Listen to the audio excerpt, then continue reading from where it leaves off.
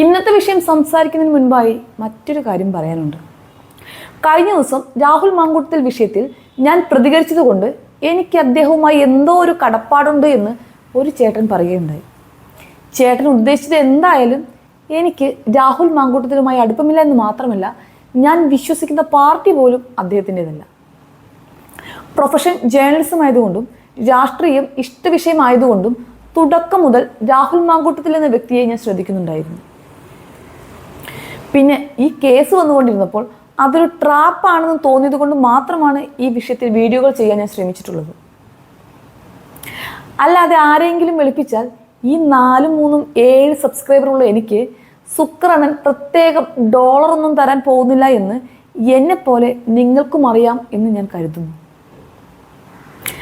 അപ്പം നമുക്ക് വിഷയത്തിലേക്ക് കടക്കാം. രാഹുൽ മാങ്കൂട്ടത്തിൻ്റെ കാര്യത്തിൽ അതിജീവിതയുമായുള്ള ചാറ്റ് പുറത്തുവിട്ട ഫെനിക്കെതിരെ അതിജീവിത കേസ് കൊടുക്കുകയും അതിനെതിരെ അതിശക്തമായി തന്നെ സംസാരിക്കുന്ന ഒരു വോയിസ് ക്ലിപ്പ് പുറത്തു വരികയും ഉണ്ടായി. ഭർത്താവ് ഉണ്ടായിട്ടും മറ്റൊരു പുരുഷനുമായി സെക്സ് ചെയ്യുമ്പോൾ അത് പുരോഗമനവും, അയാൾ കൂടെ ജീവിക്കാമെന്ന ഓഫർ പിൻവലിക്കുമ്പോൾ അത് ബലാത്സംഗവുമാവുന്നതിലെ ലോജിക്ക് എത്ര ചിന്തിച്ചിട്ടും പിടികിട്ടുന്നില്ല. സത്യം പറഞ്ഞാൽ ഈ കഥ തുടങ്ങുമ്പോൾ അത് അതിക്രൂരമായ ബലാത്സംഗം മാത്രമായിരുന്നു.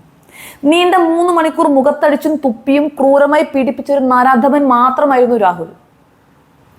എന്നാൽ പീഡനം കഴിഞ്ഞ 1 വർഷം കഴിഞ്ഞപ്പോൾ രാഹുലിനെ ഒന്ന് കാണാൻ വേണ്ടി സുഹൃത്ത് ഫെനിയോട് കെഞ്ചുന്ന അതിജീവിതയുടെ വാട്സപ്പ് ചാറ്റ് കഴിഞ്ഞ ദിവസമാണ് പുറത്തു വന്നത്. അതോടുകൂടി അതിജീവിത വീണ്ടും ഉണർന്നു.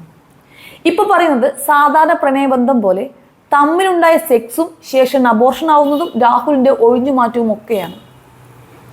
അതിജീവിത ഒരാളിനെ സ്നേഹിച്ചതിലോ അല്ലെങ്കിൽ അയാളുമായി ശാരീരിക ബന്ധത്തിൽ ഏർപ്പെട്ടതോ തെറ്റാണെന്ന് പറയാൻ പറ്റില്ല എന്ന് മാത്രമല്ല, അത് അവരുടെ ശരിയുമാണ്.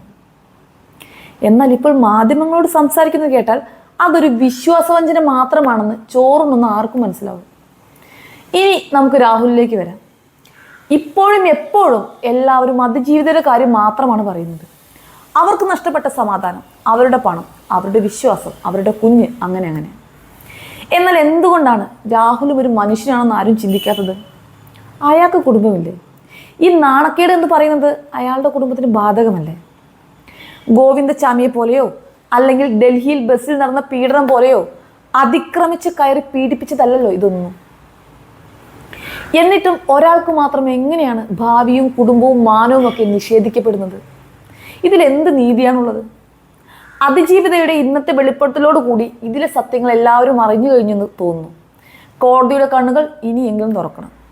വേണ്ടത് രാഹുലിന് വേണ്ടി മനുഷ്യാവകാശ കമ്മീഷൻ സ്വയം കേസെടുക്കലാണ്.